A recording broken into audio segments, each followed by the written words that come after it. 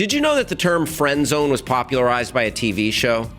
And that we all started saying Shart only after it appeared in a film? And that Keanu Reeves was the first guy to ever say, whoa. Whoa. Okay, I made up that last one. But otherwise, here's some slang terms that you probably didn't realize debuted in movies and TV. Shart. Yes, that's right. The term Shart is widely associated with the 2004 Ben Stiller, Philip Seymour Hoffman comedy, Along Came Polly. Here's PSH delicately explaining its meaning. I just sharted. I don't know what that means. I tried to fart and all shit came out. I just sharted. The word shart is what's known as a portmanteau, meaning it's a new word that combines two old words, in this case, shit and fart, which is the most you'll learn from a video that opens with a clip from Along Came Polly. You're the most disgusting person I've ever met in my life. There are rumors out there that Philip Seymour Hoffman improvised this moment, which means he could be single-handedly responsible for coining the word. However, we were unable to confirm this report, so the mystery of the shart lives on. Yoink! This exclamation, made when you snatch something quickly from some idiot who's standing nearby, is credited to Simpsons writer George Meyer and has been said on the show 23 times. Yoink! Yoink! Yoink! Yoink! Yoink! Yoink! Yoink! Recently, former Simpsons showrunner Bill Oakley said the phrase may have actually been originally featured in Archie comics. So, suck it, Bill Meyer. And Riverdale? Let's see a little more yoink, huh? Gaslighting. Gaslighting gets used a lot in 2017 politics. It's a term for when you manipulate someone by making them question their own sanity. As in, oh, I would never suggest that Jurassic World was really good at first, and then downplay it once there's widespread blowback. You're crazy, man. Stop acting crazy. I actually did do that. But the term originated with the 1938 play Gaslight and its 1944 movie adaptation. In the movie, Charles Boyer uses a variety of tricks, including dimming and brightening the house's gas lights to convince his wife, Ingrid Bergman, that she's lost her mind. You know, like you do.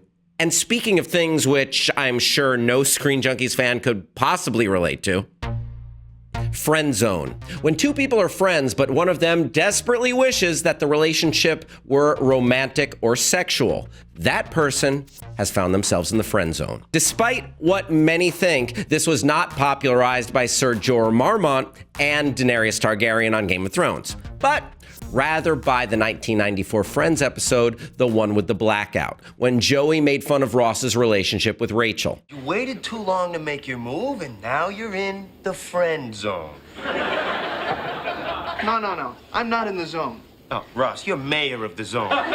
The term popped up a few more times. Chris Rock did a whole bit about it in his 1996 special, Bring the Pain, and it was the subtext of the 2005 comedy Just Friends. But it took aggregators like 4chan and Reddit decades to later make friend zone a household term. Derp.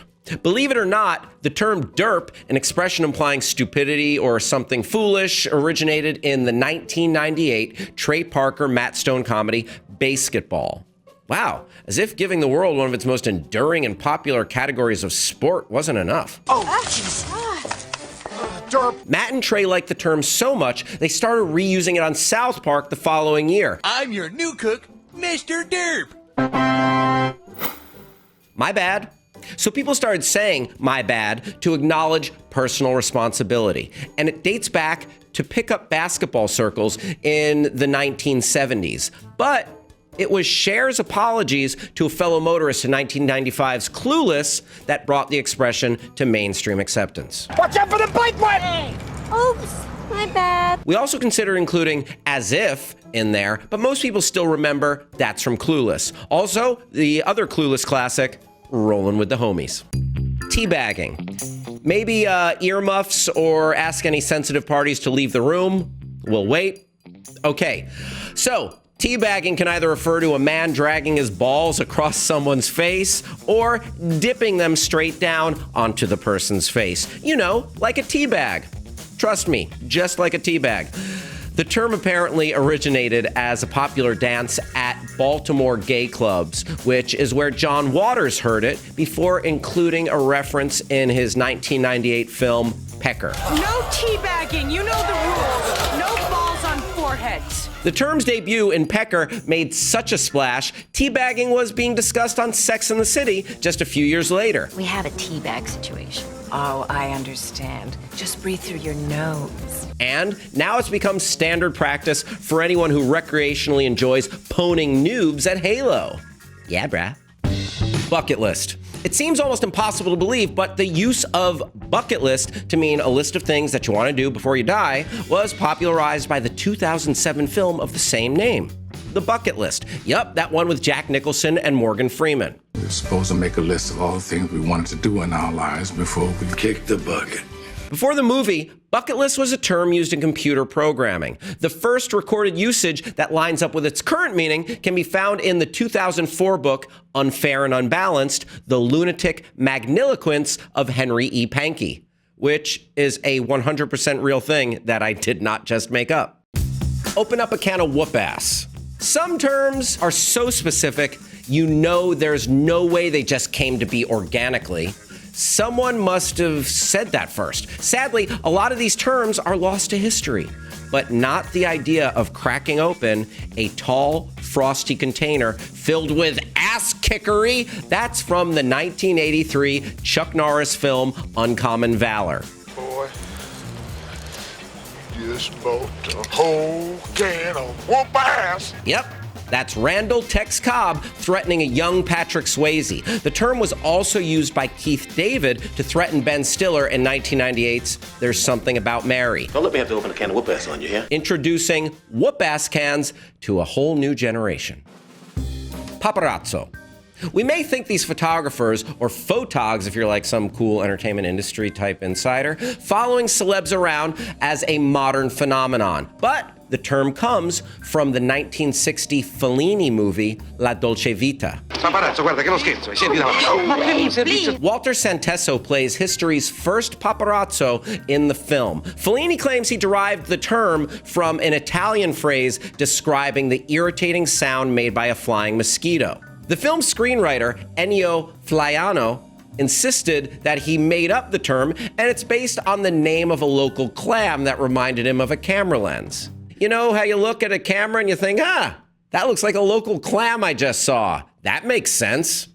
Which brings us to Seinfeld, which has given the world enough new terminology to last us for 8 videos. So we'll just do a Seinfeld speed round. There's yada yada, a quick way to cut to the point of a long story. We went back to my place, yada, yada, yada. I never heard from him again. There's re-gifting, using a gift someone has purchased for you as a gift for someone else. He recycled this gift. He's a re-gifter. When a man's genitals appear smaller after a swim in a cold pool. You mean shrinkage? Yes! And it's a very real thing. Why does it shrink? It just does. A person who gets right up in your face when speaking with you, like Elaine's boyfriend, Judge Reinhold, is a close talker. Bit of a close talker. So how long are you folks in town? Festivus is a real holiday celebrated on December 23rd each year that was invented by George's father, Frank, as a less commercial take on Christmas. It's a Festivus miracle. And finally, for all time, taking a bite of a chip and then inserting it back into the communal bowl of dip will be known as double dipping, a true party foul. That's like putting your whole mouth right in the dip. Wow, that was fun and educational. If you guys like this, let us know, because there's plenty more terms where these came from. In fact, we could do a whole episode just on Seinfeld alone. Who cares that it hasn't been on the air for over 20 years? Okay, thanks for watching. Bye-bye. Click here for more awesome Screen Junkies news and click the logo to subscribe.